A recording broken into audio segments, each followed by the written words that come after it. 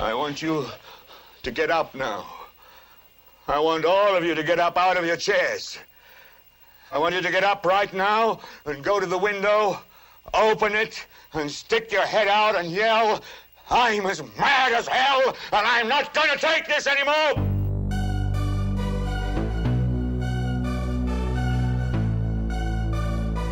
If it bleeds on the CutPrintFilm podcast episode 36.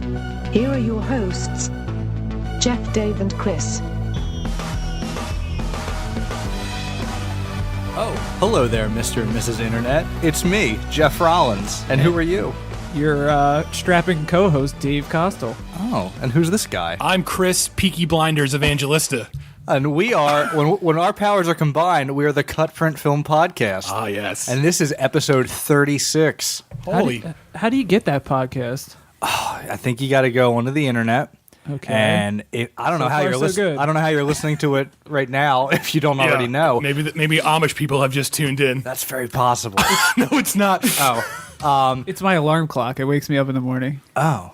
The internet wakes you up in the morning? Interesting. Dave lives in the This future. show, episode 36 specifically. Well, you're probably listening to this on iTunes or Stitcher. So why don't you do us a favor and give us one of those 5-star glowing reviews and say something nice about us? Yeah. Like, those guys have really, really thick chest hair. Or the middle one is sexy. That's right. Which one's the middle one? It depends on which picture you're looking at. And there are no pictures of us, so that's good. I'm Not if I have any say about it. Exactly. I don't want my soul to be taken. So, did anybody hear any good news this week? No. Well, I have an announcement to make. Oh.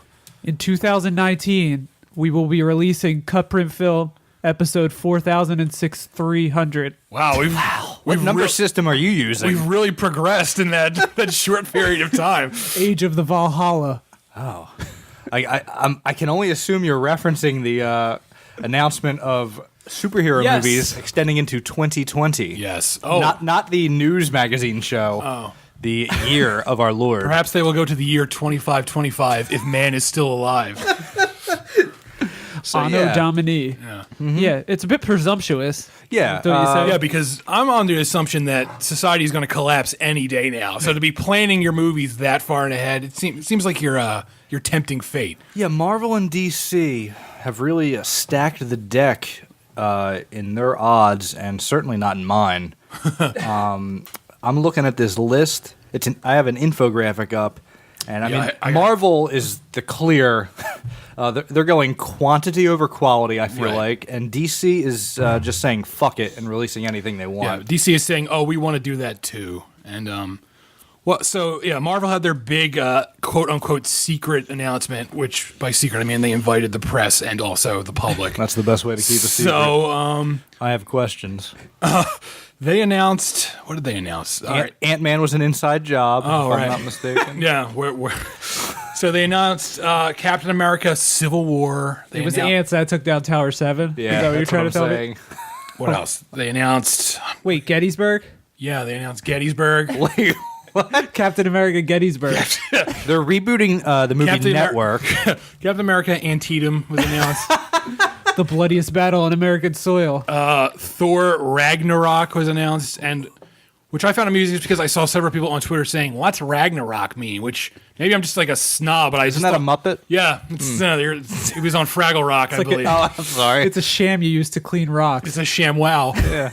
Yeah. They got a lot of sequels here: Guardians 2, Fantastic Four 2, Right. Thor Ragnarok, Wolverine 3, which everyone's excited about. Right. What else? Avengers 3 is being broken into 2 movies because That's what everybody wants. money is the reason. God, that's Money the is one the reason that really we exist, annoys like me. that Lana Del Rey song. Just assuming, Amazing Spider-Man 3. Ooh. I have a feeling thanks. that will not happen because Amazing Spider-Man 2 did not do well. Anyway, the point we're making with all this is please stop. That says it all. Oh, there's another sequel, Fantastic Four. I didn't see the first 3, but this one looks interesting. They're going to get it right this time. Were there any on there that interested you even slightly? I I'm kind of interested in the Captain Marvel movie because they're doing the female Captain Marvel, and I think that would be cool. Yeah, that one stood out to me too. I like the idea of more female superhero movies because A, they don't do that enough, and B, I would love to see the ape men out there just freak out when these movies come out and just be like a female superhero. That's how they all talk. Yeah. Is she going to get her period in the movie? I'm sure someone typed that somewhere, and they thought it was hilarious. That's why she can't be president. All right. Yeah, women get in fights over handbags. They can't be president. I've heard someone actually say that, and then I punched that person in the neck. See, here's the thing. I don't know hardly anything about comics, and I'm not bragging about that. Well, they're pictures on paper, right? For adults, right? Yeah. Okay.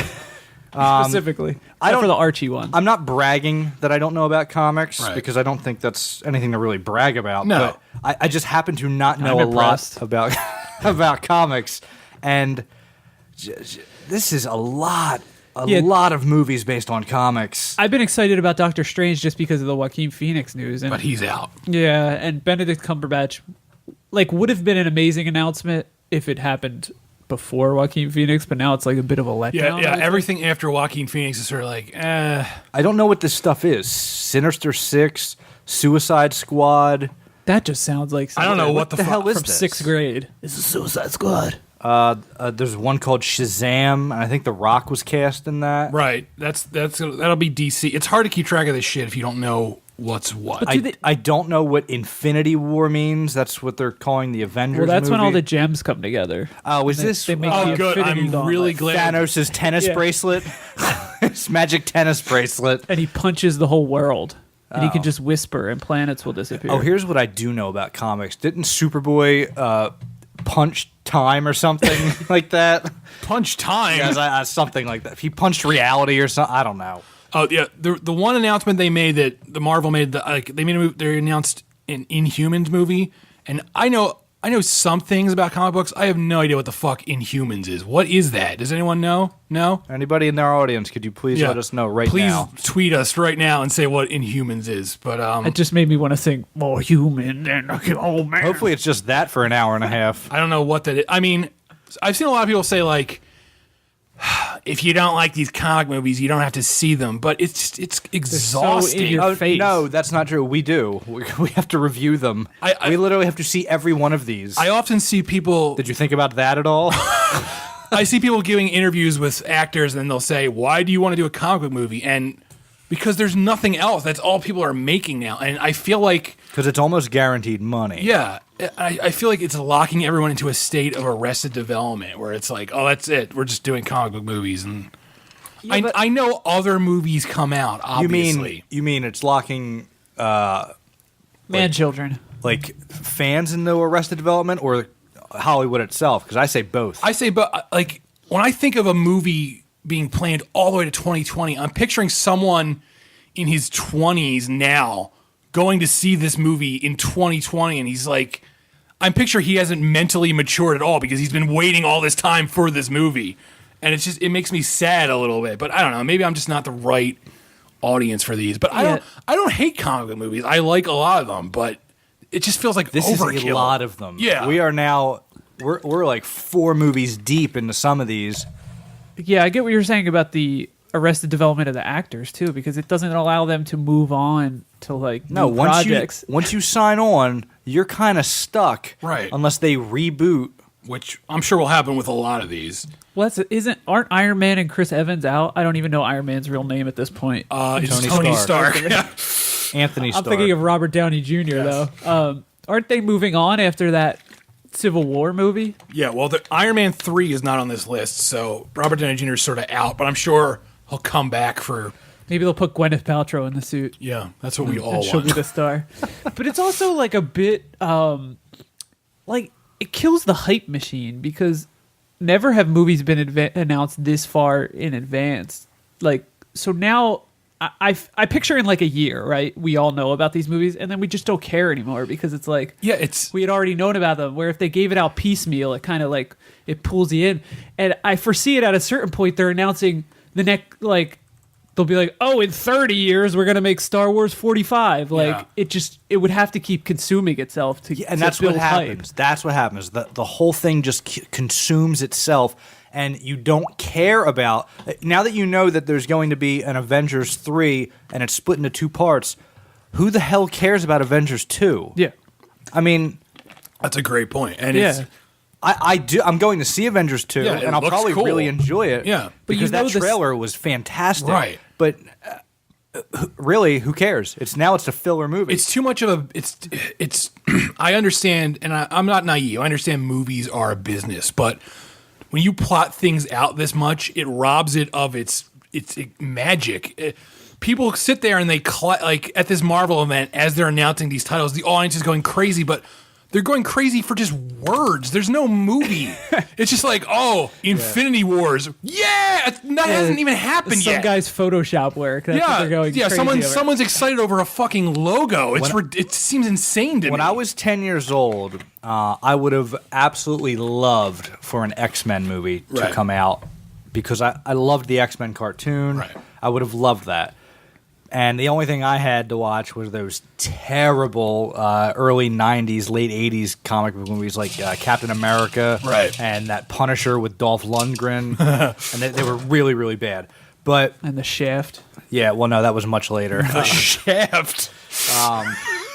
But yeah, when I was that young, I would have loved for these movies to be made. But I think now, if I were 10 years old now, I would still be bored by so many movies being plotted so far. Because when you're a kid, 7 years seems like forever, and that's your entire future. Yeah, it's like 40% of your lifespan And thus it's just far. like, who can get excited about that? I mean, yeah, I think the only reason I'm excited for the female Captain Marvel movie is because it's different. There's nothing exciting about comic book movies anymore. It's commonplace. There's nothing unique anymore, especially. And look, the Marvel movies, 9 times out of 10, they're good movies, oh, they usually are. but they're not. There's no like artistry anymore. It's just they all. DC's terrific too. Green Lantern, that was awesome. I don't know if they are all good movies because those Thor movies are like when you just stack them up. The Thor movies suck, and the fact that they're still making Thor 3 is just it blows my mind. Does anyone really care about Thor except like I guess girls like hot Chris? What's his name? Hemsworth. yeah. But I watched both of those Thor movies. They're bad. They're bad movies. Yeah, I don't get it. They're the ones that don't. But if the rest Hold of up. these are like kind of shoddily thrown together like those Thor movies, that it's like they're announcing nothing essentially. That's how I feel. I feel like this is an announcement of so many things that it's just nothing in the end. But you said something interesting, like how Avengers 2 is already like not excited. Like it reminds me, you know how like a complete series, you'll be like, oh, well, I didn't even like the second one. It already gives you that feeling about Avengers 2, and you haven't even seen it yet. You're like, oh, fuck that. I'm looking forward to part 2. Civil yeah, I mean, War. there's exceptions. The Two Towers was my favorite in the Lord of the Rings trilogy. Yeah, I'm just saying it already puts you in that mindset of And the second of Scary having Movie so was the many of best them. one. Oh yeah, it was great. Yeah. I believe that was the one where a gentleman gets killed with a penis through his ear hole. That was the first film, Jeff. Oh, I'm sorry. I'm not But- up to snuff Is that the on one my- where he fucks the vacuum? But the second scary movie I was think it is. the second scary movie was definitely the scariest of the series. I had nightmares for weeks. But I don't know. I worry we come off as like cranky old men when we do this, but Well, these movies have been hijacked by adults too. They're for children, and Right. and They that's should be starting to for go children. away. They And should be for That's what children. was great about Guardians, is that it had like a Yeah. youthful vibe. it had a youthful vibe, but it felt like it was for everyone. Like the reason I loved Guardians so much, and it's my favorite Marvel movie, is because it doesn't feel like a Marvel movie. Other than the pointless Thanos scene where he's on his rocket lazy boy, the movie doesn't feel like a Marvel movie. Ethan Allen show. It feels like its own the movie. Asteroid Collection. And I felt like that was the first movie in the Marvel franchises that did its own thing. Every other movie has been like, we have to tie it in with every other movie, and that movie didn't do that. And I feel like all these movies are just going to be, Well, it did have Infinity Gems. oh, did it? Fuck everything. Enough with the fucking Infinity Gauntlet, whatever that is. I say enough with this conversation. Okay, Yeah. I've had quite enough. Yeah. we're gonna get a lambasting from our hardcore comic fans. Yes, all three of them. And, yeah, if you like these movies, more power to you. It's just, it would be nice to have a breather a little bit. That's all. We're not getting one. No, we're not. But I just don't like being inundated with it. I think that's the point. It's like it's just this wave of them has been thrown at us. This would and now be I have to, like this would be like if westerns were this prevalent. Right. Would you not be like, hey, enough? Yeah, please stop making westerns. and we did. Yeah. It happened in the 70s. We said that's enough. yeah, but that's the thing that weirds me out about this is because how do you not know in 3 years people are just gonna be like, oh, all right, Yeah, I'm done with these comic book but movies. I've been saying that for every year, and nobody's sick of it yet. let's close this on that. Do you think these movies are actually all of these are gonna happen? Because I feel like at No, least I a don't. good percentage are just not gonna come The, about. the main ones will. Yeah, the Marvel ones will probably happen, but I feel like a lot of the DC ones are just. I don't see those Avengers movies ever happening. Yeah, I don't think anyone likes the Avengers. Are we right? Well, just because I have a feeling they're gonna have trouble getting Josh Whedon to come on board. And Well, then he's not. He's out after part 2. Yeah, Smart and I man. think you lose a lot of the excitement because who else are they gonna get? There's the Russo brothers. Peyton Reed. Yeah, the Russo brothers are who they think are going to take over. Vince Russo from WWF. Yeah. But they're company men at this point. It's just like Yeah, exactly. There's nothing exciting about the Russo brothers. I'm sorry, but there isn't. So yeah, we're sourpusses, and we are sick. Sorry, folks. We're sick of comic book movies. But let's talk about something we really, really, really liked. Punching people. Oh wait, no. I know we promised a director's series on Mel Brooks this Right. week, but we pushed it to next week. Because, pushed it real good. Yeah, we did push it real good. So next week we'll be talking about that, and we'll also be talking about Interstellar because that comes out. So yeah, next week you got Interstellar and Mel Brooks' Young Frankenstein. and the Beastie Boys Intergalactic Planetary. No. Oh, we're not gonna. Absolutely not. All right. Well, what are we doing tonight then? Is that when we're doing Intergalactic? Yeah, tonight is that night. Okay. Tonight we're talking about Dan Gilroy's Nightcrawler, starring Jake Gyllenhaal. Right. And this came out Friday night, Right, came Mischief out- night. Yeah. And you should go No. see it. It came out on Halloween. And honestly, this was a perfect Halloween movie. It is. It's a creepy, entertaining film. It takes place at night. That's all you need. Yeah, you want me to read a plot synopsis? Please do. Dave, would you like the slot synopsis? Yeah, give me that one. You got it. I'll take a pepperoni on rye too. Pepperoni on rye. Sounds disgusting. Nightcrawler is a pulse-pounding thriller set in the nocturnal underbelly of contemporary Los Angeles. Jake Gyllenhaal stars as Louis Bloom, a driven young man desperate for work who discovers the high-speed world of LA crime journalism. Finding a group of freelance camera crews who film crashes, fires, murders, and other mayhem, Lou muscles into the cutthroat, dangerous realm of night crawling, where each police siren wail equals a possible windfall, and victims are converted into dollars and cents. Aided by Rene Russo as Nina, a veteran of the blood sport that is local TV news, Louis thrives. In the breakneck, ceaseless search for footage, he becomes the star of his own story. Did you say contemporary Los Angeles? Because Yeah. I thought it was Victorian Los Angeles. Yes, it's definitely Elizabethan Los Angeles. Yeah. There's ghosts and witches and what have you. Extra, extra. Nightcrawler strikes again. I don't know why they're British.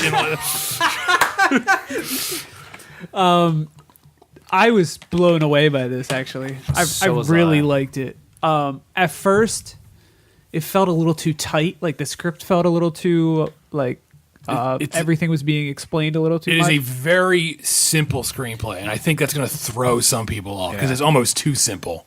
but Which is it's strange because it's directed by it's Dan Gilroy's first directorial debut. Yes. That is not to make him out to be the scrappy young up and comer. No. because he's married to Rene Russo Yes. and he's been screenwriting The for Russo years. brothers? No, That we were talking about different earlier? Russo. And he's related to Tony Gilroy. Tony Gilroy is his brother. Tony Gilroy is a writer-director on his own. He directed Michael Clayton. and aren't his parents famous too? I don't know. Yeah, I think he comes. The Gilroys are like a Hollywood family. Yeah, so- he's Hollywood royalty, definitely. And he wrote the screenplay for The Fall, Right. which is that's very odd that he wrote that because that is a layered and textured film, and this is so Yeah. in your face and distinct. The Fall is very fantastical, and this film is not.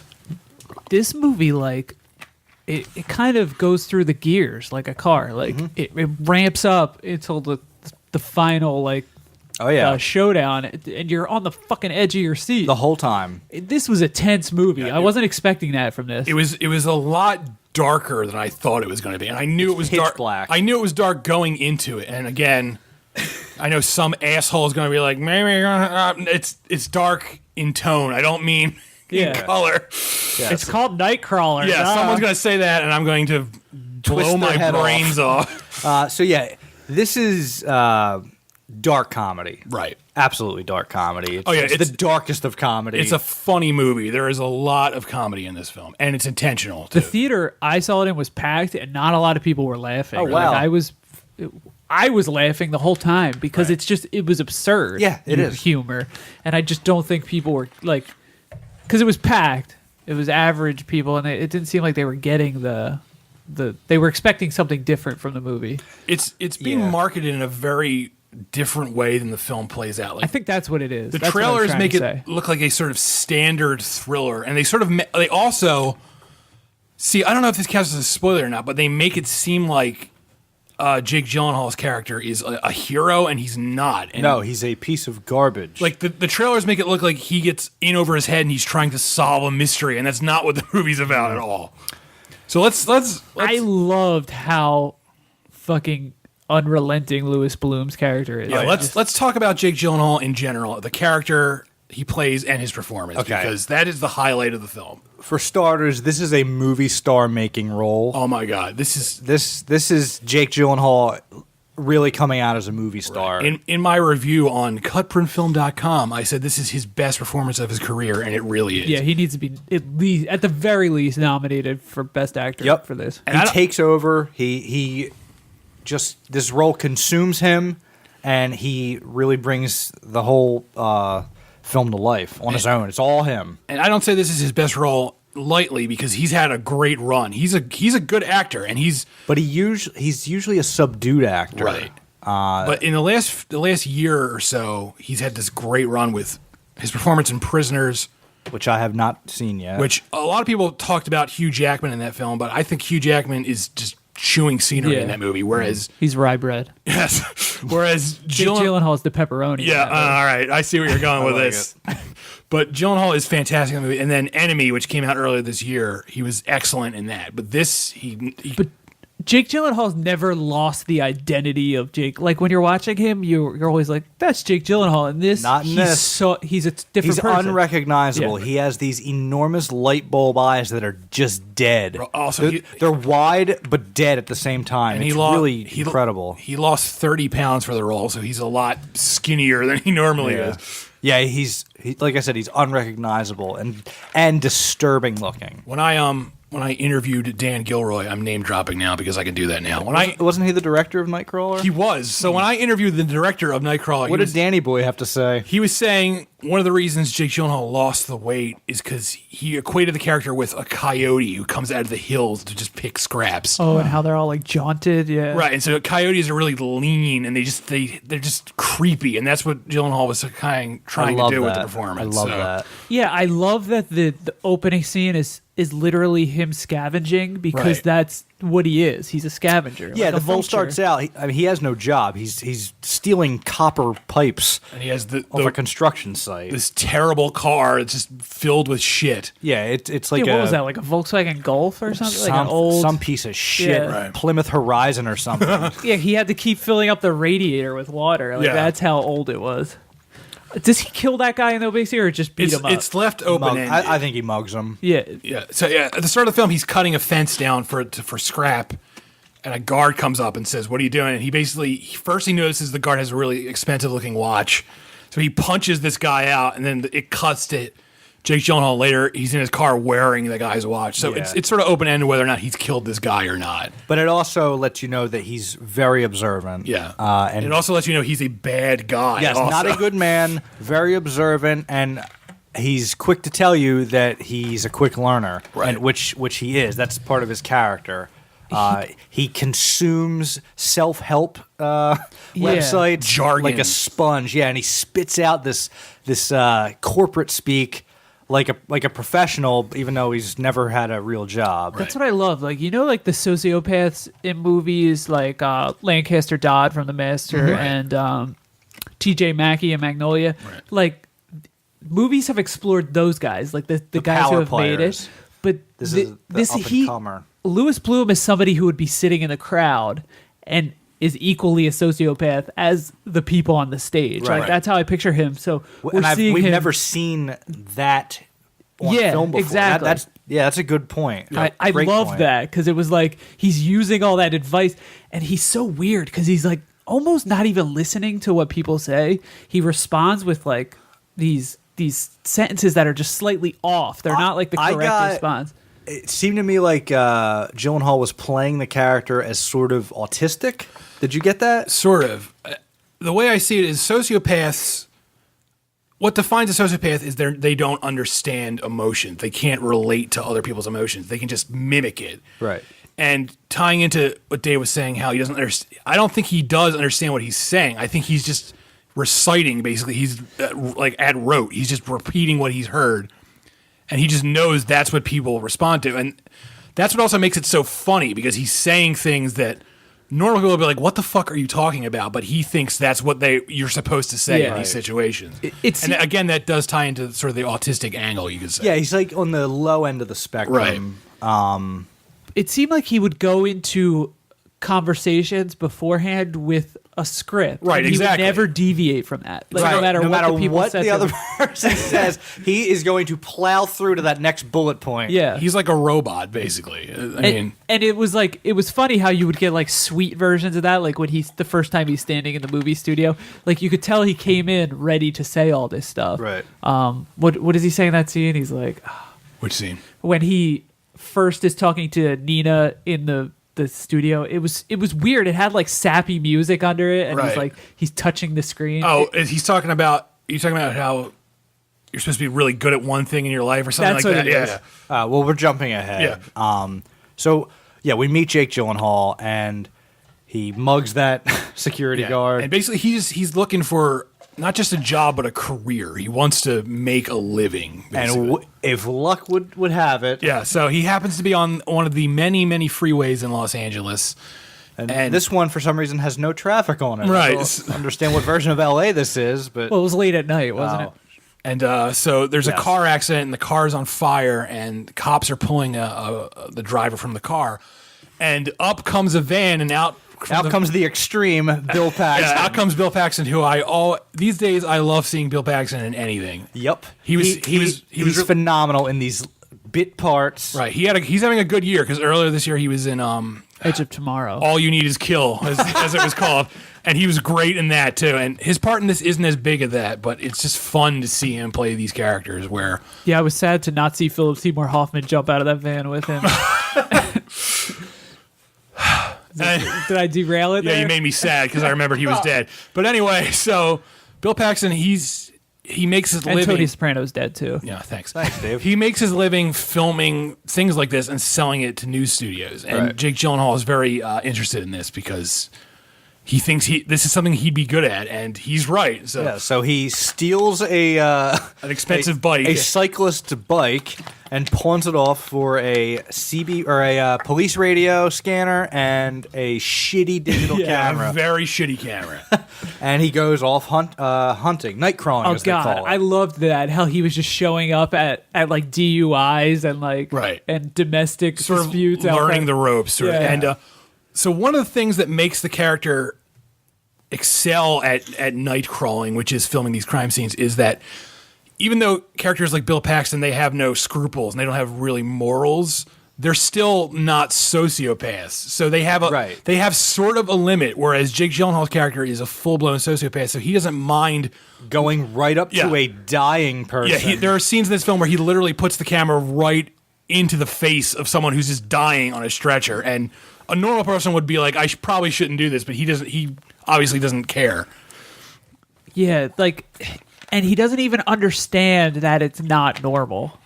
Right. Like that's what got me. There's a scene later in the film where the police are like, we need to talk to whoever filmed this footage, and he's in the newsroom like, Oh, that's screaming, like, that's me. Yeah. I'm Louis Bloom. I Right. filmed that. Like, he just wants the credit for it, no Yeah. matter what. So Gyllenhaal is great, and almost equally great, I would say, is Rene Russo's performance in this. Agreed. So Agreed. she is very good in this. So there's an interesting dynamic between these two characters because she's almost as morally reprehensible as he is, but not quite. She, you can tell she still has her limits, but I don't even know if she has her limits. She's just a little more of a trained Right. social human being. You know what I mean? Like, she understands social grace a little more than he Right. does. There's also a great power dynamic switch. Oh, I where- loved that. right. and we'll get to that. Right. But she Rene Russo's fantastic, Very good. equally as good as Gyllenhaal when that switch comes. It's not only like a power light- dynamic, it's like a role reversal. Yeah. Like, So let's introduce Rene Russo into the story. Right. Well, let's take a break. Oh, okay. And we're going to come back and we're going to go like into that. more of this. Okay. Because I feel like we're getting a little too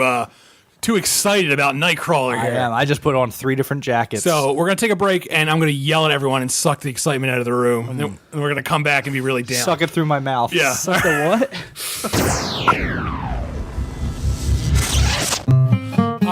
Come forth and let me tell you the tale of CutPrintFilm.com, a film review, editorial, and news website.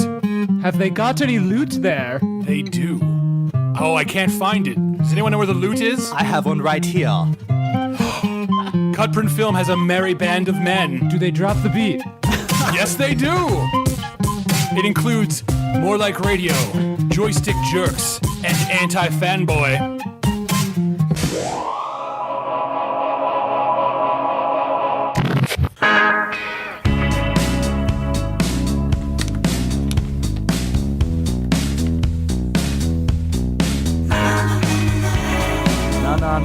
Na is right. Nightcrawler. Driving around looking for news.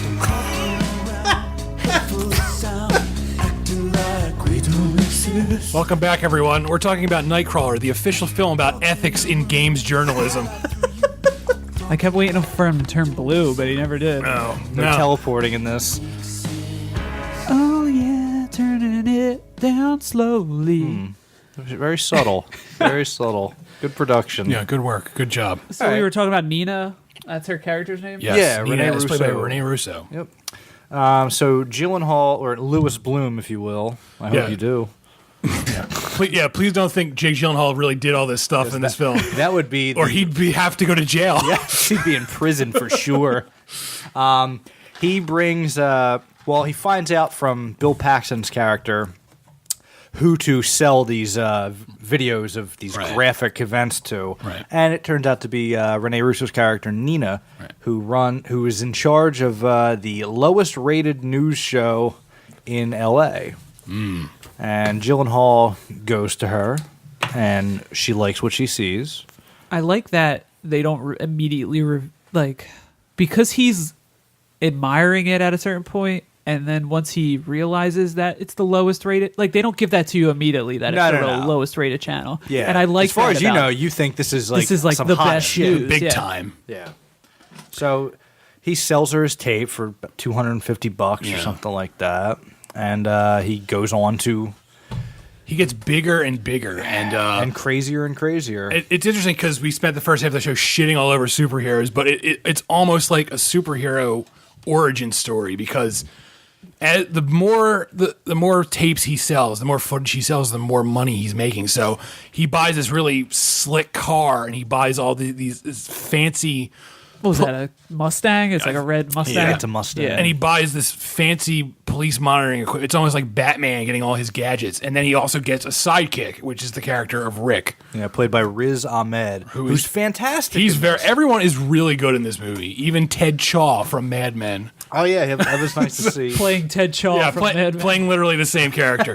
So yeah, he gets this sidekick Rick, who is essentially a homeless man. Right. So, he shows up for the job interview. And Is he a junkie? Is that implied? I don't it think seemed so. Like he was a I little- got that he was homeless and just would do anything for money. right.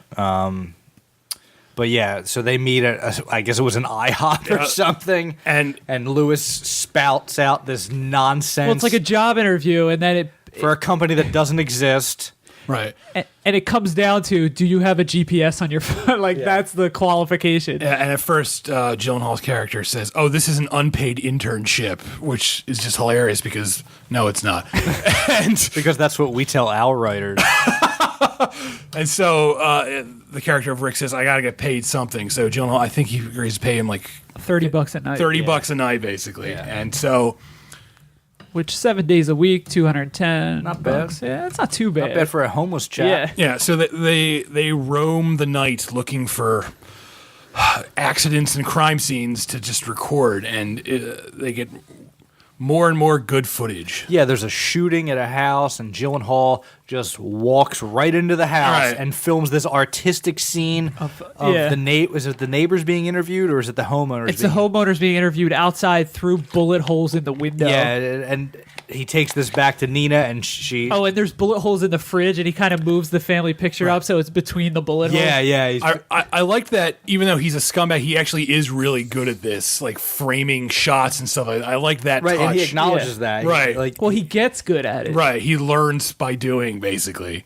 So he takes that back to Nina. She loves it. And then he gets a little more crazy when he comes across this... it's like a drunk driving accident? Yeah, I think it's a drunk driving accident. And there's a man's body by his car, and he's trying to get a good shot, but the man is just not in frame the way he likes it. So he drags this body. I don't even know if he's alive anymore. I think he's dead. Right. Yeah. He drags this body into where he wants to frame the shot. It's just that scene's disturbing. Awesome because he climbs up onto a hill, and then it's almost like this victory moment because he's holding the camera up over his head and he's got his arms in the air and he's smiling, and it's just like so sick but at the same time funny. That reminds me of another thing. His smile. Oh yeah. This horrendous shit-eating grin that he gives throughout the whole film whenever something goes his way, and a lot of things go his way. Right. It's just it goes right through you. It's like a shiver. It's this just treacherous grin. It's a scary performance. It's a chilling performance because he's both repulsive and also appealing, because even though he's doing this shit that's just wrong in every way, shape, and form, you find yourself oddly rooting for him. I don't want to say rooting for him, but liking him, I guess, is the closest I would say. Because there are times where I would say by the end of the film, I didn't actually want him to get away. So I won't say I was rooting for him, but he just... I don't know if it's the performance or what, but there's something appealing about this character. I think that's part of Dan Gilroy's satire script, because it's kind of a like mocking the pull yourself up by your bootstraps capitalist. Yeah. Oh, absolutely. So it's like the modern equivalent of that, but to succeed in this new capitalism, you have to be a sadistic, sick weirdo. This is Travis Bickle if he were an up-and-coming upstart. Right. Yeah. With a Kickstarter, a successful Kickstarter campaign. But it's interesting because before you could start your own company, but now you have to like really just be ruthless, essentially, to get your name out. You have to be willing to do things other people won't do. Exactly. And, that's it. And the argument Dan Gilroy's script seems to be making is the best people who to do that are sociopaths because they have literally no moral compass. So and that's why we're doing so well with CutPrintFilm.com. Right, because we have no moral compass. I've killed numerous men. Yes. We just bust right into the movie theater. Yeah. I'm here to see the movie. That's how we get to all these screenings. We strangle real critics and we say that we're them. Ah, yes. I'm Stephen Rea from the Philadelphia Inquirer. I'm wearing his face skin. We cut the brakes on all their cars so they can't make it. Yeah, so that's another thing that happens in the film. So Bill Paxton's character, he sees that Gyllenhaal's character is getting bigger, and at first he tries to say, oh, come on, I'm going to add another van. I want you to run the business with me.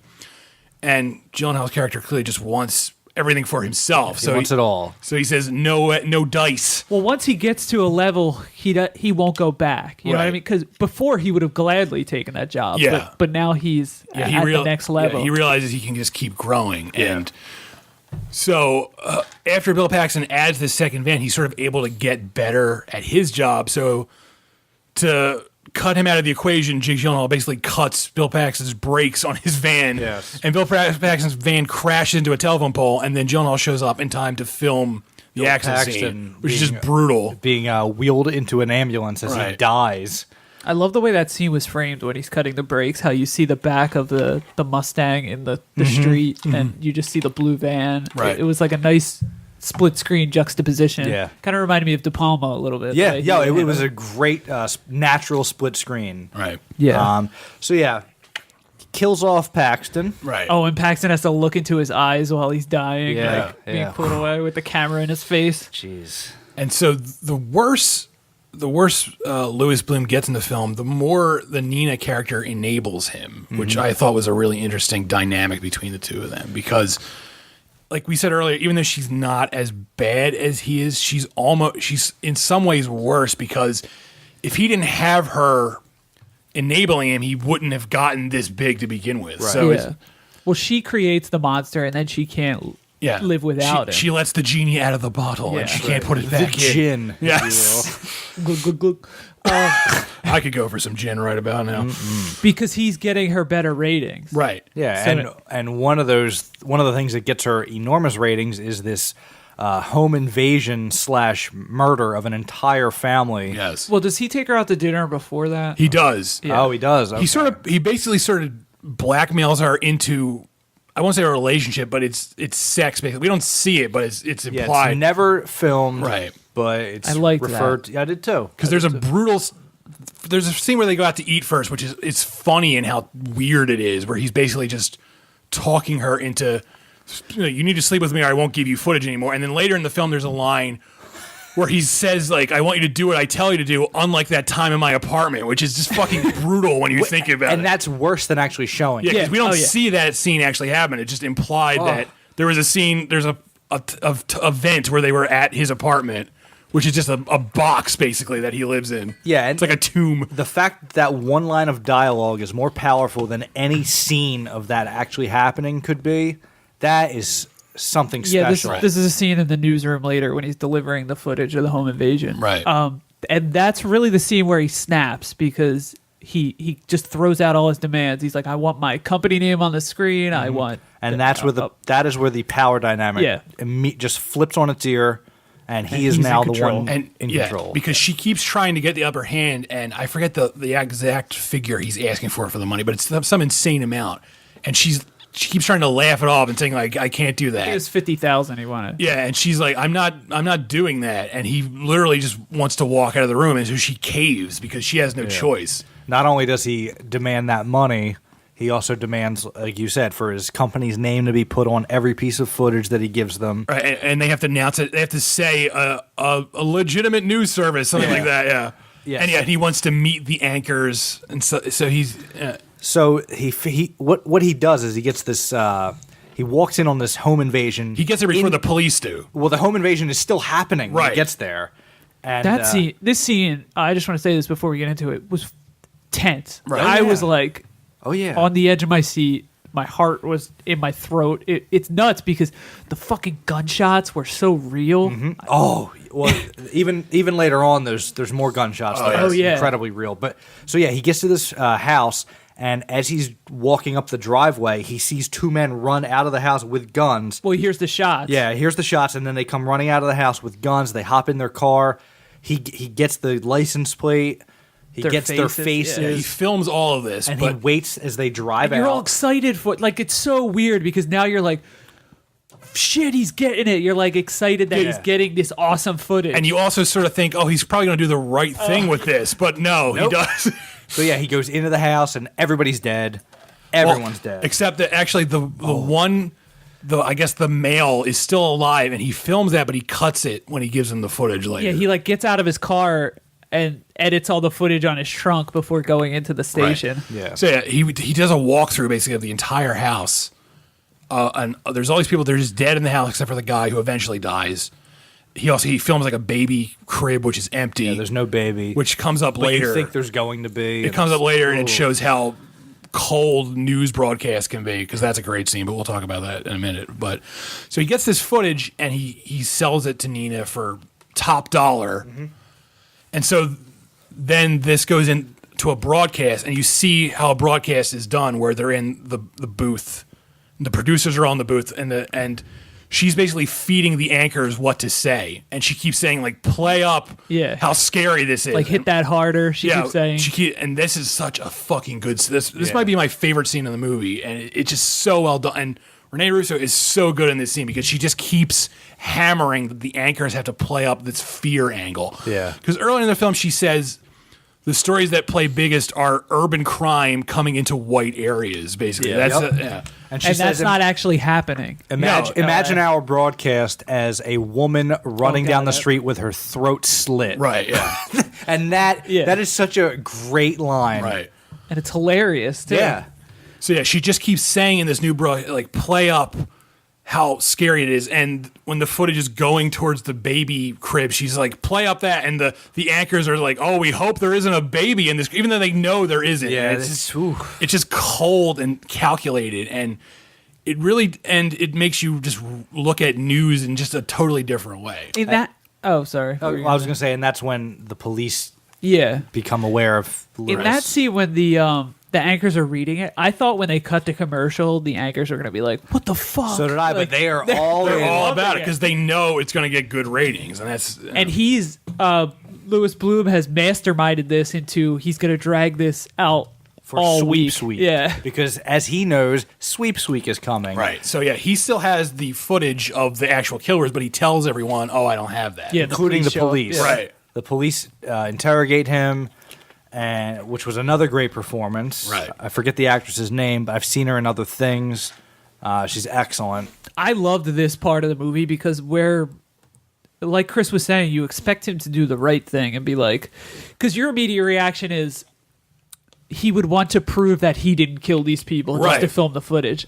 But he doesn't give a fuck about that because he knows he didn't do it. I think this is, I guess the Bill Paxton thing does too, but I think this is the first point in the film when I really realized how mentally unstable he was. I think that's more. I hope that's not a testament of me being an idiot. I hope that's more of a testament of how good the film is, because even when he cuts Bill Paxton's brakes, you could sort of write it off in your head as like, oh, he didn't intend Bill Paxton to just die. Yeah, he just wanted to sabotage, slow him down, or right? something. Yeah. But once this whole home invasion thing happened, that's when you finally realize, oh, he's just a fucking lunatic. Yeah. And I'm saying, from a narrative point of view, this excited me because I had no idea where it was going from this point. Me too. Yeah, like I said, I knew this film was going to be dark, but after this sequence, I was like, oh, this is much darker than I realized it was going to be. So he orchestrates this entire thing for Sweeps Week. What he does is he looks up the license plate of the car that got away from this home invasion. And that's another great thing about the movie, that he looks up everything. And he does all his research on his own, just Googling things, which I loved. So he finds out who the car belongs to, and he gets his sidekick, Rick. Right. And they drive to Well, he has his performance review first. Well, yes. They gives Rick a performance review and a raise. Yeah. They negotiate a raise. And they sit outside the home of one of the killers and watch them get in the car, and then they follow them to a diner. I guess it's a diner. It's like a Chinese restaurant okay. sort of diner thing. And the performance review sort of goes well because Rick thinks, oh, I'm finally getting more money. But once he finds out what they're going to do, right, he's not about it. So what happens when they get to the diner, the Chinese food diner area? They park right outside, blatantly right outside this well-lit Chinese restaurant with top to bottom glass windows. Yeah, it's like a fishbowl, basically. Everything's in view. And Lewis calls in a tip to 911 that the two men that did this home invasion are at a Chinese restaurant, and he gives the address, and one of them has a gun. Which he does. It's not like he's making it up. But Rick realizes, I don't want, this is crazy. And at first he doesn't want to do it, but then he says, I'll do it for more money, which I also thought was great because I guess you could argue that Rick is the most moral character in the whole film. He's definitely the moral core. But even if you want to call it that. But even he's willing to be like, all right, as long as there's money involved. So, well, he's the only one with any problem with anything that goes on here. But even that basically goes away once Gyllenhaal's character says, fine, I'll give you the money you want. So he gets out of the car to film from a different angle because Gyllenhaal wants two different angles for this. And two policemen arrive, and they walk in, and they act like they're ordering, and then two more come in. Right. And that is when one of the killers just starts open fire on the police. And there's like innocent bystanders in the restaurant. There's a woman and her child eating dinner, and these gunshots are so real sound. I don't know that I've ever heard as realistic sounding gunshots in a film before. No, I mean, I can't think of one because these jolted me when they're happening. The only other film I could equate it to is Michael Mann's Heat, which has really realistic. There's a lot of Michael Mann. Yeah, I was going to say, this film really reminds me of, especially early Michael Mann. There's an early Michael Mann film called Thief with James Caan, which it's set in L.A. and it's a lot, stylistically, it's a lot like this film. Yes, I got a lot of Michael Mann style-wise and a lot of network as far as like satire. The commentary goes, Absolutely. So this gunfight gives way to a fantastic chase scene. I feel like more people should be talking about this chase scene because it's so well done, especially for a first-time director. Yeah. This chase scene is expertly handled. Absolutely. It's nuts, too, because he's right on the cop's ass while they're chasing the criminals. Right. Everything, you know exactly what's going on every second. Yeah. And that's hard to do with a chase scene or with any type of vehicle scene. The chase scene is difficult. The chase scene in this film is better than most action film chase scenes, which says a lot that Dan Gilroy, who's primarily a writer, is able to film such a fantastic chase scene. Well, didn't he work on Bourne Legacy? He wrote it, but he didn't. Okay. Yeah, I'm trying to think of how he accomplished that, like what the shots were, but it just seemed fairly simple. Like, I think that's the ticket. I don't think he was trying to make it too. And it seemed like they actually did these chases, which makes it a lot. It's not CGI cars. Yeah. It's just so the chase scene happens, and it's a brutal chase scene because the cop cars keep getting totaled, and Gyllenhaal keeps like swerving in and out and everything expertly in his Mustang. But then a cop car in the SUV that they're chasing with the maniac in it who was shooting collide. They flip over, and Gyllenhaal just kind of like pulls a Yui and turns the car off, and it's just this like eerie quiet of the two flipped over cars, and he gets out and sends he goes and looks in the car and can see that the guy's still alive, but he says oh, he's dead. So he calls his assistant Rick over and says, you got to film this. And Rick comes over, and the guy is not dead. And he just shoots him. He's holding a gun and pointing it, and he kills Rick because Gyllenhaal knew that Rick would just continue to ask for more money, and he was not about to succumb to that. Off air, Dave reminded me of that. There's a great line delivery between the two of them. So, as Dave, do you want to go into the scene? Or I can't remember specifically what he says, but it's not about the money. It's like Gyllenhaal says something like, "You would have tried to manipulate me in another negotiating situation in the future." Rick is lying there. And he says, I don't know. He's like, he asked him the question. He's like, wouldn't you have? And he's like, he's dying. So he kind of doesn't care almost. But he says like, I don't know. And Gyllenhaal's like, I do. I do. He says it twice. Yeah. You were pointing out that was brutal, like that he sends him over. It's ruthless. Oh, I thought it was ruthless. I just felt so bad for the Rick character. So did I. Because, like I said, he is the moral core. If there is one. And you feel horrible. And he's not a bad guy. He just wants to get paid, which pretty much anyone can relate to in this day and age. But there is like another element to that where Rick agreed to this. He said he's going to go to the next level. And go the extra mile now that he's getting paid more. And Gyllenhaal closes the movie by saying, I wouldn't do anything. I wouldn't ask you to do anything I wouldn't do myself. Right. And he kind of does do, like he stands there. The guy comes out of the car and Gyllenhaal's just still standing there filming him, knowing that this guy could just shoot him, but he just doesn't. Yeah. And then the police take him down. So it's almost like he was just trying to get Rick to be putting as much on the line as he was. Yeah. You know what I mean? Because they're both standing there. Yeah, I see that point. That's true. I didn't think about it that way. I also think that ties into a little too much of my biggest flaw with the film is that it's a little too easy. Everything lines up a little too easily. Oh, yeah, it's tight. The stars have aligned for Louis Bloom. It's not even a tightness because I like a good tight screenplay. Yeah, I wink, understand wink.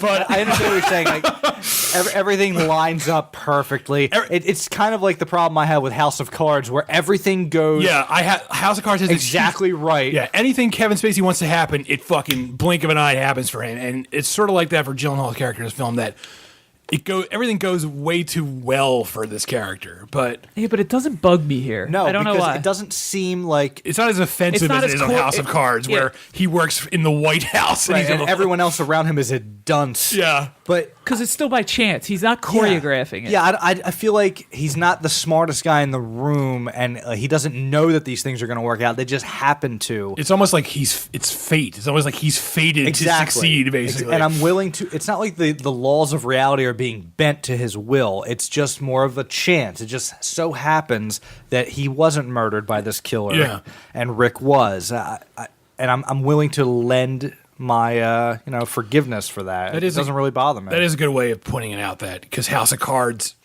Kevin Spacey is manipulating all of this to make it work out, and the fact that it always does just bothers me. But it is more like just chance. Yeah, just he's playing roulette essentially, but he's winning every time. Right. I liked that he gets away with it in the end, though. I like it. It just made me. I just felt bad for Rick. So obviously he sells this to Nina for his asking price, and now she's like totally. Oh, she's all infatuated with him. Yeah, he's holding all the cards, and she kind of loves it. That's what I got from it. I'll agree with that. And the cops are like they're onto him, but they can't. They can't prove it, and he knows it. And so the film ends with. He has his own team now, and they're all unpaid interns. He's got 2 vans with unpaid interns working for him, and he tells you what Dave said. He's like, you could move up in this company. It's like video production news. Like the van. He's got 2 shiny new vans, and then it just does it end on the Hollywood sign with the moon? I think it's not the Hollywood sign, but the vans. And I didn't. My interview with Dan Gilroy, which is on CutPrintFilm.com, he was saying. He equates those 2 vans going off in opposite directions like a disease going off into like a bloodstream, like the way it divides. Right. It's just because the question I asked him was, the film ends with Lewis being very successful, and do you see him getting bigger? And Dan Gilroy said like absolutely, like he's just going to keep getting bigger and bigger until he's just. He said if you came back in 10 years. Jake Gyllenhaal's character would just be running his own, like basically. Sumner Redstone, or he'd be like Rupert Murdoch, basically, just having his own like Ted Turner. Yeah, exactly, his own media empire. He'd be like CutPrintFilm in a sense, having his own media empire in 10 years. Yeah. And we'll be watching Marvel's Avengers 44 when that happens. So yeah, that's Nightcrawler. Yeah. What'd you guys think of the total package? Dan Gilroy is awesome. I can't wait for his next film already. Yeah. This movie just looked amazing. Those shots of Gyllenhaal like coming out of the police station. Oh, it has a great look to it. His sunglasses Ray-Bans on. It's just like it's so L.A. He captured. Oh yeah, it's L.A. noir completely, and it's beautiful. Yeah, and because this was kind of like Drive, but I'm gonna say even better. Oh, it's better than Drive, I think. I don't know if I'd say it's as good as Drive. I want to say this captures the vibe of L.A. better than Drive does. This is a more realistic movie than Drive, I would say. Drive is sort of like fantastic, fairy tale-ish, I would say. Yeah. But this, like, it was more Los Angeles is a character in this film. Yeah. Because Dan Gilroy grew up there and he knows the streets, whereas Nikolai, whatever Swedish guy, comes in Nikolai LA. Tesla, I believe. Nikolai Volkov, the wrestler from the 80s. I'm just so excited for whatever he does next. Yeah, I want sort of like the way Scorsese and De Niro had this partnership. I want like the Gyllenhaal-Gilroy partnership where they just keep making different movies together. Yeah, well, he already has that with Denis Villeneuve because they did those 2 movies. Yeah, but I'm more excited for this partnership because I like this movie better than Prisoners. So, is there any way we could get Dan Gilroy to direct True Detective? I'll call him up since we're such good buds now. You did exchange contact info. Yeah, that's fun. No, what'd you guys think? You loved it as well. I loved it, and I'll be honest. The only thing I didn't enjoy about this movie was the soundtrack. Really, you didn't like James Newton Howard's twangy guitar? I hated the soundtrack. I kind of liked it because it sounded like 80s. Like no, not 80s. It sounded like early 2000s thrillers. I think it sort of gave it a sort of period feeling. I kind of think that was intentional because I don't know. Even though this film it's clearly contemporary, I like that it's sort of not overtly. It could be sort of an 80s movie, except for the technology. I just didn't like that soundtrack. Yeah. And like I said, that's the only thing I didn't even like. notice it. It was boring. Yeah. That's what I thought. It was boring. with a good soundtrack, this could have been pumped up. I almost wish this had the same soundtrack as Drive, because I think that would have been Yeah. fantastic. But yeah, I just wanted to cap off what I was saying. This is one of the best movies I've seen all year. yeah, this is definitely in my top 10. Not my top 5, but my top 10. My only qualm is what I was saying earlier, that I do think it's just a little too Neat? Is Yeah, that it's the a little word? too cut and dry. But other than that, Gyllenhaal's performance is so fucking good in this movie. It's so good, and I would be shocked if he doesn't get tons of awards for this. If he doesn't, I don't know what people are thinking, because he's so good in this. Yeah. This movie frustrates me a little bit because it could have been a masterpiece. Like if some little things were tweaked, and I don't even know what they are. That tidiness is definitely one of them. Yeah, I think the tidiness is what keeps it from being I in feel my like it's top so 5. close, and that frustrates me. Yeah. It just a little more story elements that took you in a different perspective, maybe. Right. But it's a great movie. One of my favorite of the year too. Yeah. It's exciting. It's a great story. Amazing performances. It looks gorgeous. Yeah. So go. Chris, you said you liked Birdman more than this, but I think Birdman is, from a technical standpoint, a better film. But this I'll is agree with that, This is a great movie. yeah, I think I'm struggling. Let's just say we've had a really good year for films this year. and these little movies we didn't see coming, Right. Or, not little, Which but- is exciting. yeah. So if you haven't seen the film, sorry, we just spoiled the fuck out of it for you. Yeah, we but literally told you everything. but go see it immediately, because it's really good. It's just I don't know. It's a unique sort of movie. It you is. know? It's this little story almost that you wouldn't expect to get made. There's nothing to the story. There's almost so, but it's remarkable how much they do with so little. I agree. So we're gonna recommend some movies. Yeah, I guess we should. Let's all recommend Nightcrawler.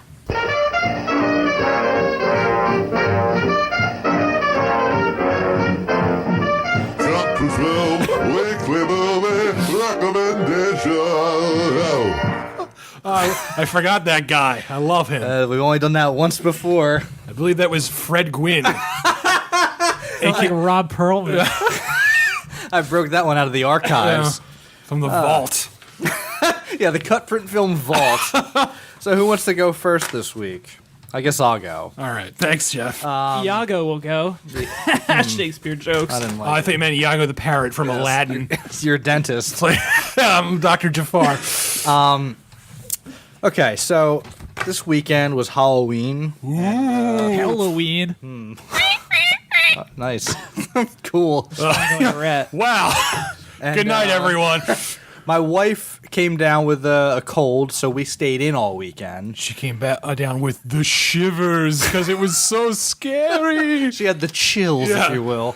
So we stayed home and watched a lot of movies. Nice. And what we did was we ran the Dave Costal Gauntlet, the Costal 500, if you will, and caught up on a lot of movies that I missed this year that Dave reviewed or recommended. So Ooh. among these movies, I saw Lucy, which was silly. I fell asleep in the middle of it, so I didn't hate it. A ringing endorsement. It's a silly, fun movie you put on, especially if you have a hangover or something. It's a great hangover movie because it's just a dumb action movie. We watched Palo Alto. Oh, how was that? That's one of the worst movies I've seen this year. I'll never watch it. My wife and I hated it, and I had to look on our site, which is cutprintfilm.com, and see to make I was like, nah, Dave could not have possibly given this a 9 out of 10. Sure enough, you gave it a 9 out of 10, and I was stunned. We have a diversity of opinion on CutPrintFilm.com. We do. I'll be the tiebreaker. It's not good. You haven't even seen it? Yeah, I'm just going to guess it's not good. Oh, and there was another film that you saw. I'll defend Palo Alto on our end of the year episode when I tell you the best movie of the year. The best movie of the year is not Palo Alto. So are you going to recommend a movie I recommended? I'm going to recommend a movie that you gave a favorable review Okay. to, Calvary.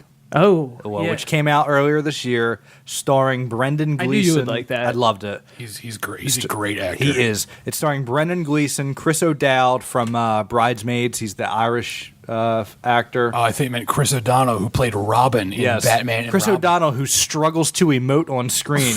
And breathe. It also stars Kelly Riley, Aidan Gillen, who plays Littlefinger on Game of Thrones, and great in that. M. Emmett Walsh, who is a treasure to behold in any film. That's an odd actor to be in that film filled with very UK people. Yes, it's a bunch of Irishmen and M. Emmett Walsh, but he's great. He plays a 300-year-old man.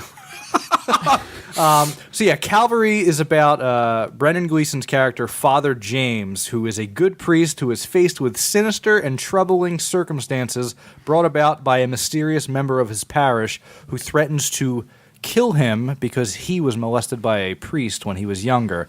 And he says that he's not going to kill a bad priest, he's going to kill a good priest because that will get people's attention. And Brendan Gleeson is a good priest. This is a... He tells me he has 1 week to get his affairs in order, and his affairs could not come apart at the seams anymore in this week. It's a funny movie. It's really, really silly in a dark way. Yeah. It's just really strange. I feel like this tone is something that only Irish actors could pull off. It's like weird. I can't even explain it. It's like semi-serious. I think I said in my review that it's like almost Wes Anderson. It's more vibe. Coen. I got more Coen Brothers out of this. I'll take that too. This definitely felt like a Coen Brothers movie in tone. But I recommend it. The acting's great. It's goofy, but beautiful shots of Ireland. Ireland is a gorgeous, gorgeous place, and it really pops in this movie. It's just beautiful. While it's goofy, it still like has all this like sub-level like a kind of like there's a whole lot meditation on religion and all that. There's a whole lot going on with this film. There's a lot to get out of it on repeated viewings. I'm sure I would watch this again. And that last scene on the beach is just fucking unbelievable. Awesome. Unbelievable film. Calvary. They all go for a swim. It came out earlier this year. Is that how it ends? Yeah, Calvary, 2014. I don't know if it's streaming, but it's definitely out on DVD. Oh. Election day. Howard Dean? Yeah, Election Day is coming up. Oh, so nice. I miss Howard Dean. I'll go. There he is. Hey, thanks. So, keeping in tie with the journalism aspect of Nightcrawler, my pick is 2003's Shattered Glass. Oh, nice. So if you only know Hayden... If you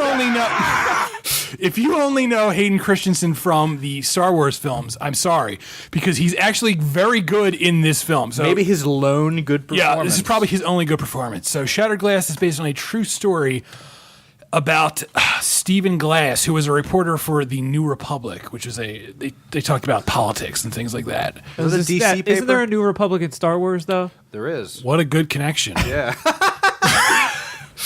Is this episode 0? Yeah. So this is a true story. Stephen Glass was a reporter for the New Republic, and he was sort of like a rising star there because he had all these like quirky sort of articles.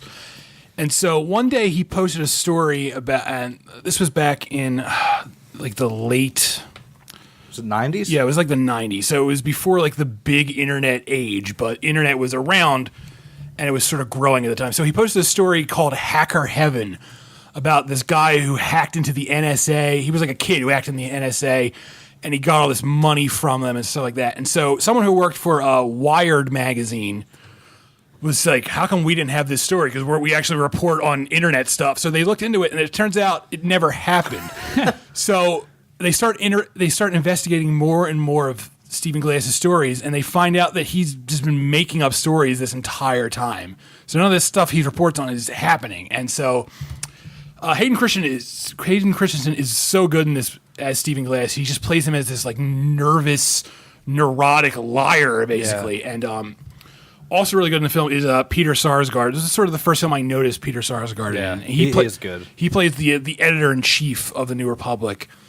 And he sort of takes over for this other editor who's played by Hank Azaria. And so no one really likes Peter Sarsgaard's character, but they all love Hayden Christensen's character. So Peter Sarsgaard's character is sort of has this unenviable task of trying to kick Stephen Glass out of the paper while everyone's sort of trying to support him. Right.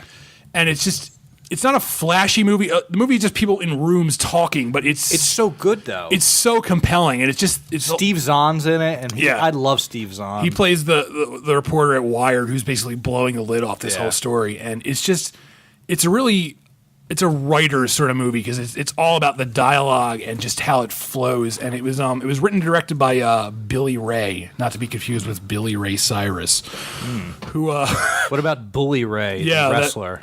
And he also Billy the Kid, the cowboy. He also directed a film called Breach, which is also pretty good, and it's a sort of similar film about a guy who worked for the CIA who sort of sold CIA secrets and stuff like that. But this film, that is a good movie too. But I don't know, this film is just—it's not like a lot of. Who was in Breach? Chris Cooper was in it. Yeah, and that young guy. Ryan Phillippe is in it. That's a good fucking movie. It is. Chris Cooper's always great. Yeah, and I don't know, Shattered Glass, it's sort of like All the President's Men, that sort of thing, where it's just about journalists, but it's a different sort of story. Whereas All the President's Men is more about integrity. President? Yeah. It's more about presidents and men. This is more about Glass. All of them. Actually, I'm kind of excited to watch this. It's really good. I saw it years ago when HBO was in one of their we have a movie moods, and they play it incessantly. I feel like it's a movie a lot of people don't know about, and they should, because it's really good. It's got a really good cast. Like Chloe Sevigny is in it, who I like. Lots of people don't like her, but I like her. Melanie Linsky. I hate her. Get out. That was the audience. So I actually do enjoy her. So 2003's Shattered Glass.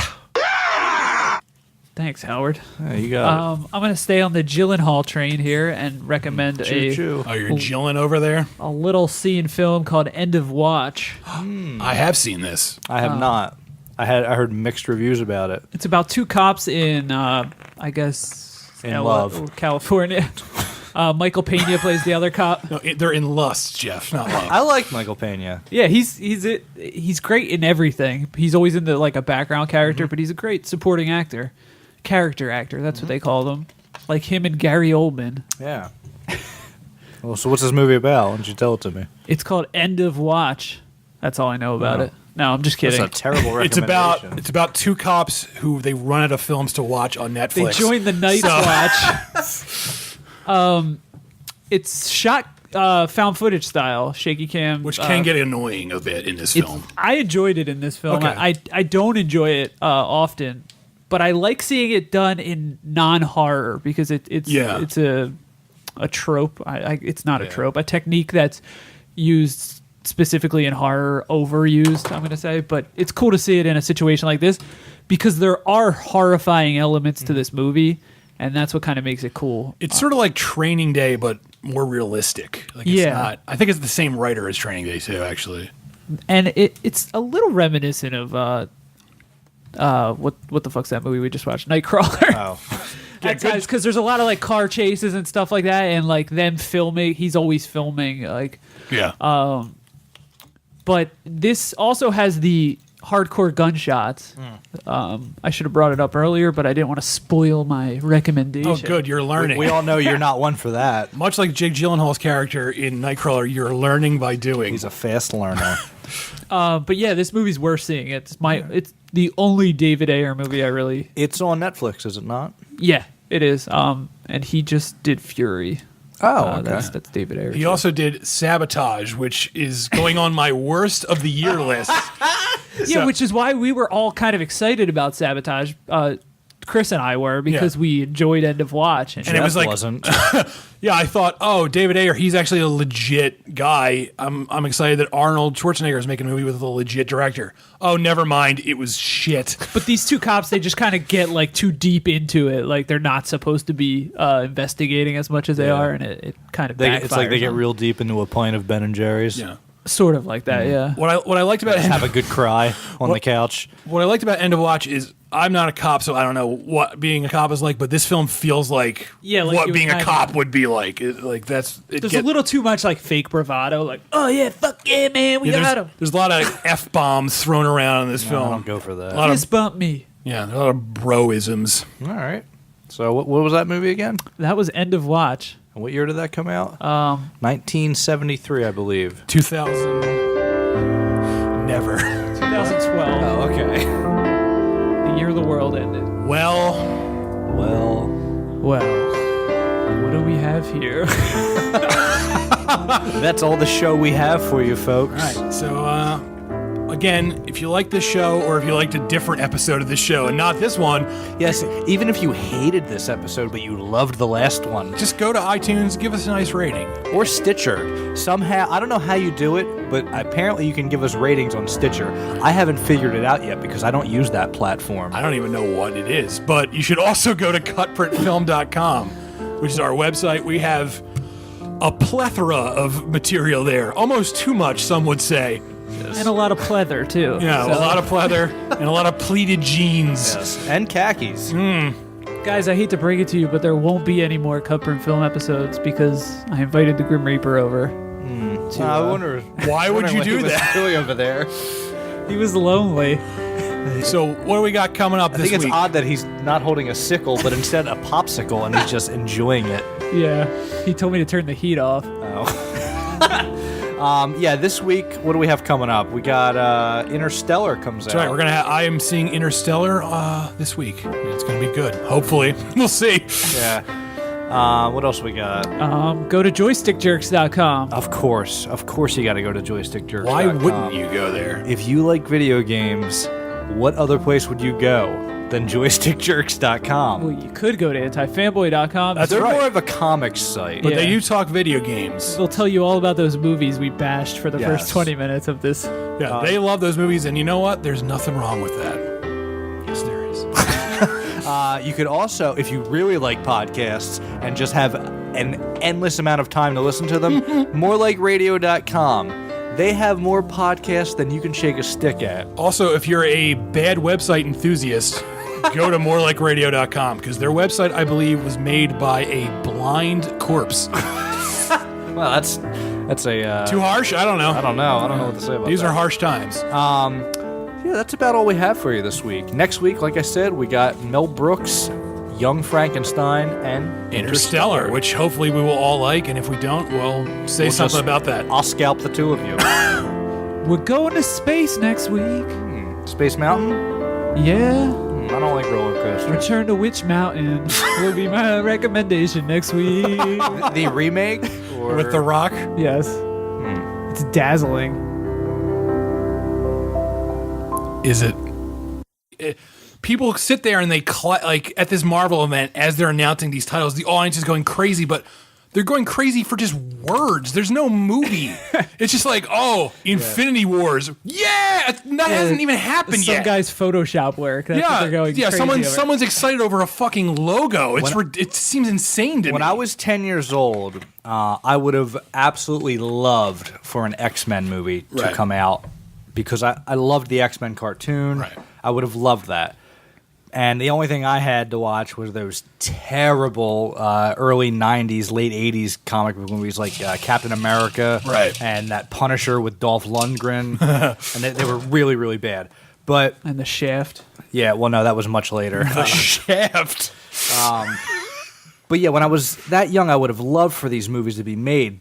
But I think now, if I were 10 years old now, I would still be bored by so many movies being plotted so far. Because when you're a kid, 7 years seems like forever, and that's your entire future. Yeah, it's like 40% of your lifespan and thus it's just far. like, who can get excited about that? I mean, yeah, I think the only reason I'm excited for the female Captain Marvel movie is because it's different. There's nothing exciting about comic book movies anymore. It's commonplace. There's nothing unique anymore, especially.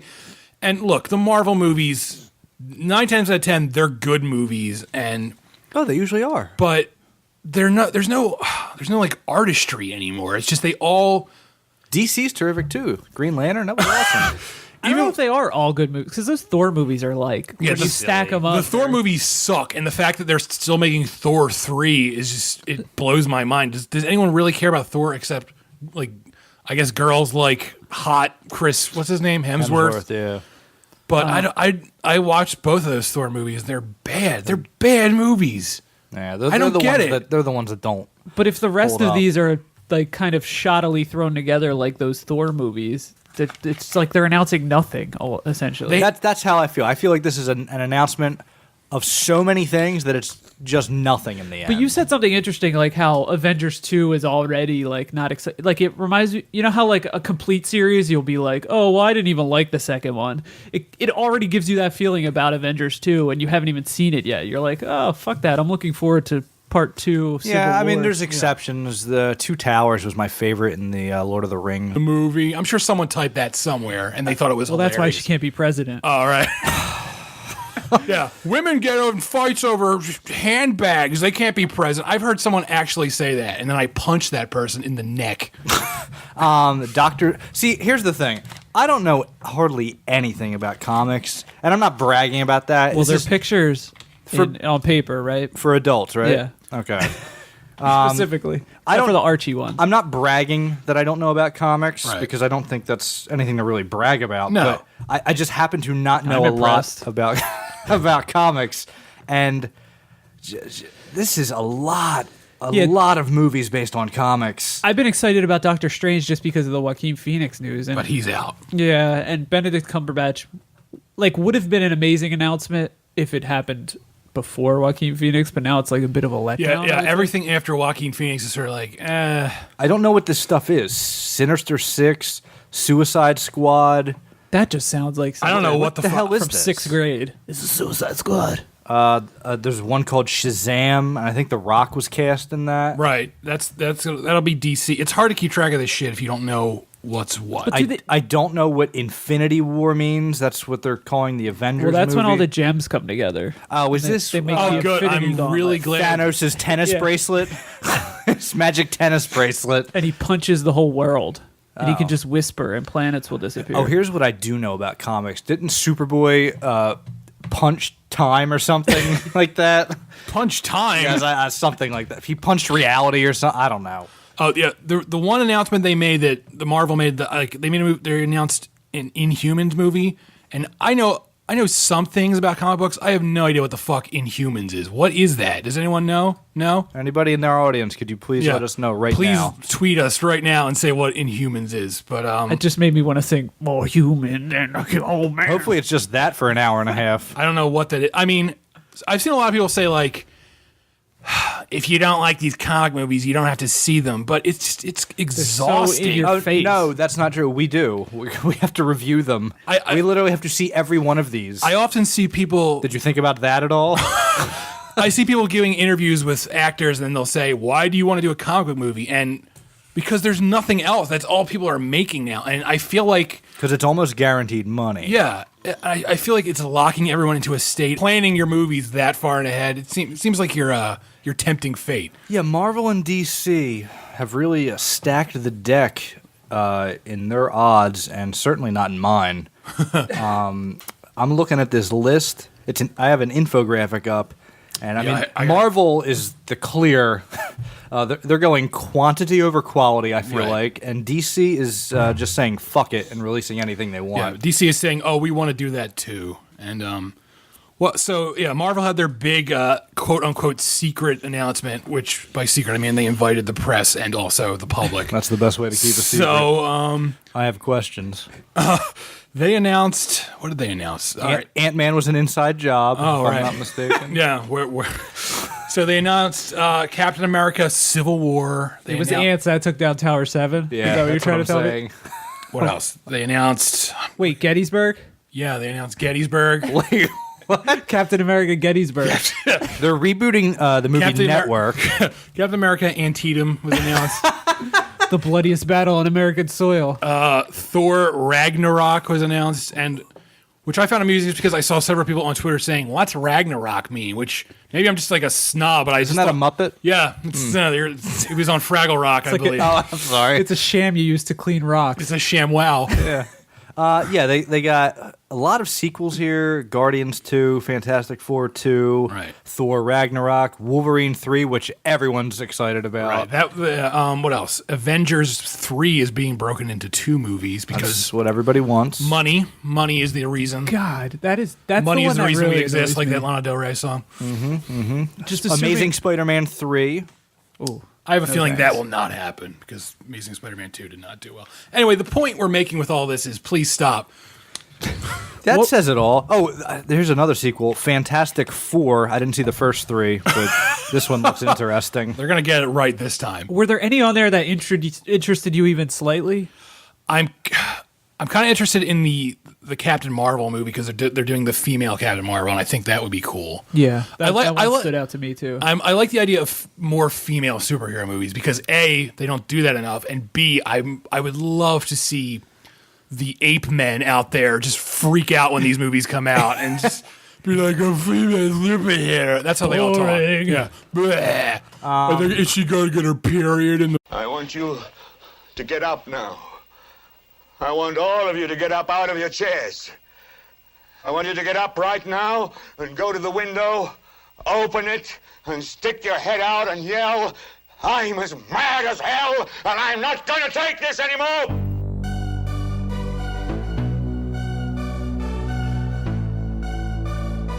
If it bleeds, it leads on the CutPrintFilm podcast episode 36. Here are your hosts, Jeff, Dave, and Chris. Oh, hello there, Mr. and Mrs. Internet. It's me, Jeff Rollins. And who are you? Your strapping co-host, Dave Costel. Oh, and who's this guy? I'm Chris Peaky Blinders Evangelista. And we are, when our powers are combined, we are the CutPrintFilm podcast. Ah, yes. And this is episode 36. Holy. How do you get that podcast? I think you got to go onto the internet. Okay. And I don't know how you're listening. I don't know how you're listening to it right now if you don't already know. Maybe Amish people have just tuned in. That's very possible. No, it's not. Oh. It's my alarm clock. It wakes me up in the morning. Oh. The internet wakes you up in the morning? Interesting. Dave lives in the This future. show, episode 36 specifically. Well, you're probably listening to this on iTunes or Stitcher. So why don't you do us a favor and give us one of those 5-star glowing reviews and say something nice about us? Yeah. Like, those guys have really, really thick chest hair. Or the middle one is sexy. That's right. And Which one's the middle one? it depends on which picture you're looking at. And there are no pictures of us, so that's good. I'm Not if I have any say about it. Exactly. I don't want my soul to be taken. So, did anybody hear any good news this week? No. Well, I have an announcement to make. Oh. In 2019, we will be releasing CutPrintFilm episode 4006-300. Wow. What number system are you using? We've really progressed in that short period of time. Age of the Valhalla. Oh. I can only assume you're referencing the announcement of superhero Yes. movies extending into 2020. Yes. Oh. Not the news magazine show. Oh. The year of our Lord. Perhaps they will go to the year 2525 if man is still alive. So, Anno yeah. Domini. Yeah. Yeah, it's a bit presumptuous. Yeah. Don't you say? Yeah, because I'm on the assumption that society is going to collapse any day now. So to be Arrested Development, where it's like, oh, that's it. We're just doing comic book movies, and I know other movies come out. Obviously, You mean it's locking Man-children. like fans into Arrested Development or Hollywood itself? Because I say both. I say, but like when I think of a movie being planned all the way to 2020, I'm picturing someone in his 20s now going to see this movie in 2020, and he's like, I'm picturing he hasn't mentally matured at all because he's been waiting all this time for this movie, and it makes me sad a little bit. But I don't know, maybe I'm just not the right audience for these. But I don't hate comic book movies. I like a lot of them, but it just feels like this overkill. is a lot of them. Yeah, we are now we're like 4 movies deep into some of these. Yeah, I get what you're saying about the Arrested Development of the actors too, because it doesn't allow them to move on to like new projects. Once you sign on, you're kind of stuck, Right. Unless they reboot, which I'm sure will happen with a lot of these. Well, aren't Iron Man and Chris Evans out? I don't even know Iron Man's real name at this point. It's Tony Tony Stark. Stark. Yeah. Anthony I'm Stark. thinking of Robert Downey Jr. though. Aren't they moving on after that Civil War movie? Yeah, well, the Iron Man 3 is not on this list, so Robert Downey Jr. is sort of out, but I'm sure he'll come back for... Maybe they'll put Gwyneth Paltrow in the suit. Yeah, that's what we all And she'll want. be the star. But it's also like a bit, like, it kills the hype machine because never have movies been announced this far in advance. Like, so now I picture in like a year, right? We all know about these movies, and then we just don't care anymore because it's like, we had already known about them. Where if they gave it out piecemeal, it kind of like it pulls you in. And I foresee it at a certain point. They're announcing the next, like they'll be like, oh, in 30 years we're gonna make Star Wars 45. Like it would have to keep consuming itself to. And that's what happens. That's what happens. The whole thing just consumes itself. And you don't care about, now that you know that there's going to be an Avengers 3 and it's split into 2 parts, who the hell cares about Avengers 2? Yeah.